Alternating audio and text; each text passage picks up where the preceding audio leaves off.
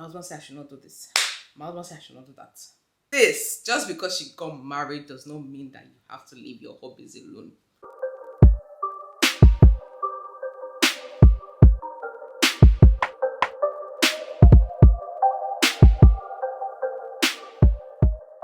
Hi guys, good evening and welcome back to my YouTube channel. If it's your first time stopping by, thank you so much for coming. My name is Molola Akinleye and this is my own little space on the internet.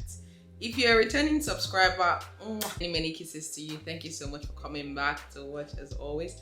And thank you so much for all your feedback, your comments, your likes, for subscribing, and for always coming back to watch. In today's video, we're going to be discussing a topic that is very important but often overlooked, especially when people are about to get married.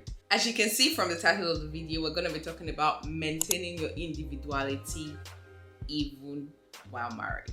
If you had a Christian marriage, you're often told that marriage is the coming together of two people to become one, which is very true.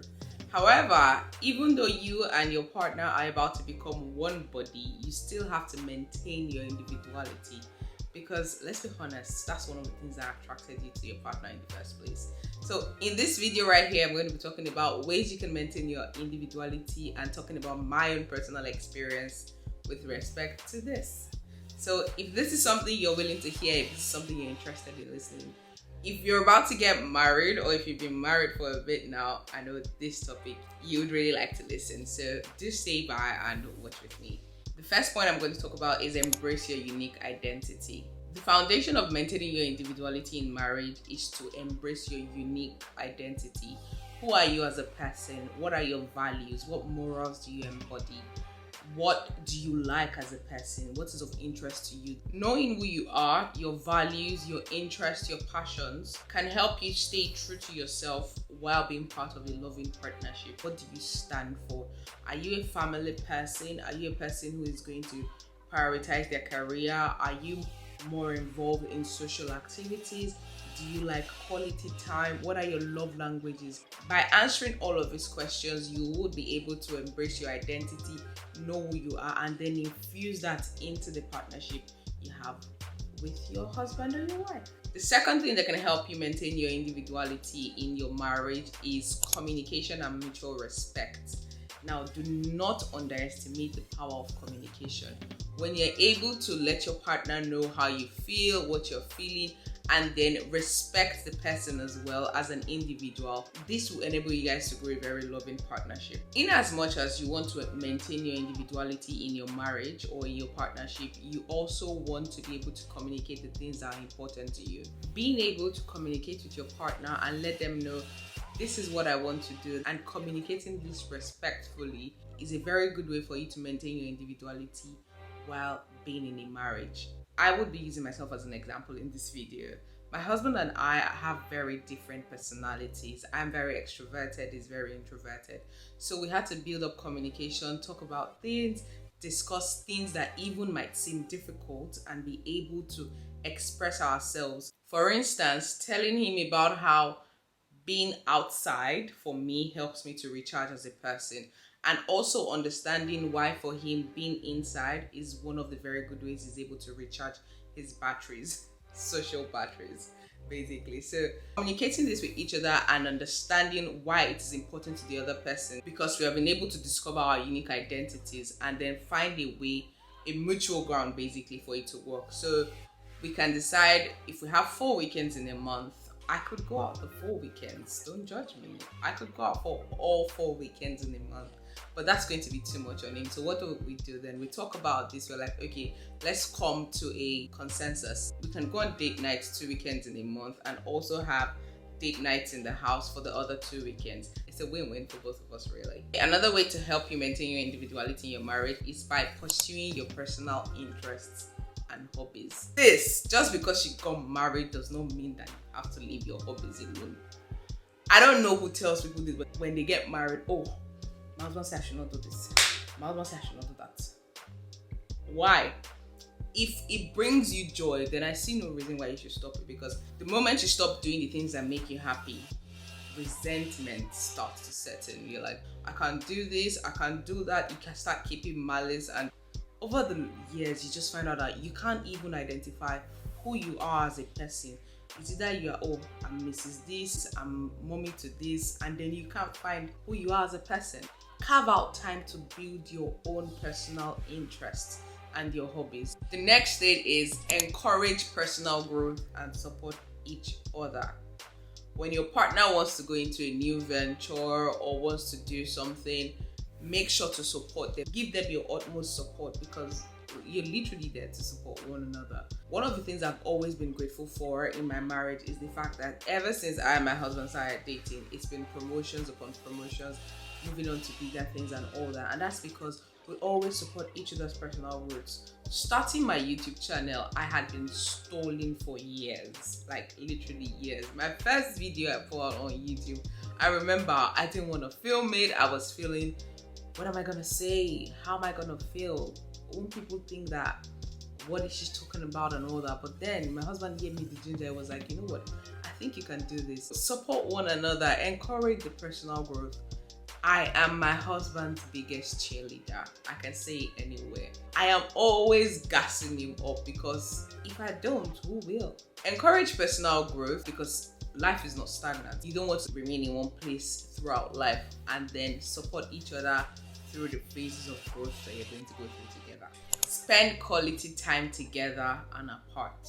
This one is a very difficult one, right? But there should be a balance between spending quality time together as a couple and also spending time apart to build your individual interests. At the beginning of our dating phase, guys, because we dated during COVID, we didn't really go outside. My man didn't know that we outside, babe. I really don't like being indoors so much. I'm not a homebody at all. So later on, as the COVID restrictions got lifted, I'm like, you know what, guy, let's go out. Let's go and do something fun. Let's go and chill outside. And he's always like, what are you always looking for outside? I'm like, communicating with each other, letting him know that, see, these things bring me joy. Me being outside brings me joy. Even if it's still 1 a.m., I don't mind. But I also got to understand that in as much as I like spending time outside, it's also important for me to spend quality time with my partner. What I'm trying to say is that spend quality time together, but also spend quality time apart so that you guys won't suffocate each other. I know that you are in love. Love is nice. Love is wonderful. Love is sweet. But if you don't find a way to love yourself first, make yourself happy first, fill your own cup first, you're gonna be pouring from an empty cup and you're not gonna be pouring anything really. So you have to find that balance between spending time together and spending time apart. The next thing I'm going to mention is maintaining independence and setting healthy boundaries. You are a couple, yes. There's almost supposed to be no boundaries between you two, but there will be boundaries because we are human. And in as much as you're in love with your partner, you also have to create that boundary so you do not disrespect them. Does that make sense? In order to set healthy boundaries, you have to honor each other's personal space.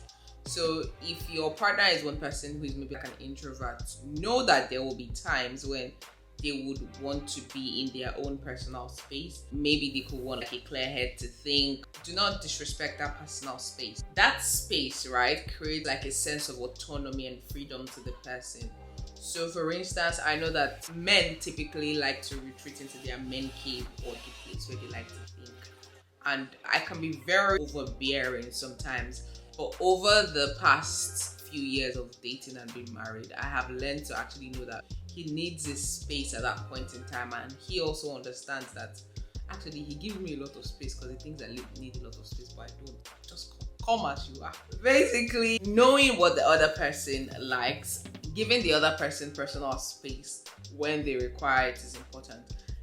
I'm not saying you should now every day you want personal space, every day you want that's a red flag.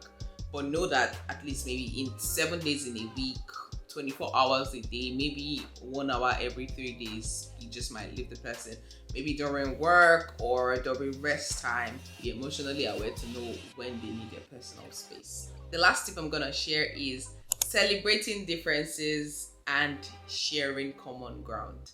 Now this one, I could speak for days on it because in terms of personality, we are like this.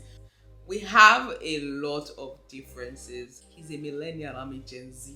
Is it gelling or what? But yeah, we know we do have like a lot of differences, even growing up, and our life experiences are quite different. But we do know that these differences make us who we are. So during marriage counseling, we found out like our personalities, and most couples we have one personality in between. Maybe one person, both of them could be sanguine or choleric or melancholy or phlegmatic, but we are totally different. I'm a Sanclor, he's a Melfleg. It's a bit of a stress trying to understand the other person sometimes, but over the past few years, we have made it work. And this is just by understanding that the other person is different from you, but then finding common ground in terms of, hey, you want to go outside, I'll go with you twice in a month. I'm not going with you 4 times in a month, but then maybe you should also stay with me twice in a month. It's very important to create a balance in the marriage by embracing your unique identity, supporting each other, cheering each other on, communicating effectively, setting healthy boundaries, and all of that. This would really help in creating a loving partnership between the two of you. Maintaining your individuality in marriage is not only possible, but it is very, very vital for personal happiness and also to create a strong bond between you and your partner. Thank you so much, guys, for joining me in this discussion on maintaining your individuality in your marriage. Remember that a healthy marriage is built on a foundation of love, mutual respect, and the freedom to be your absolute self.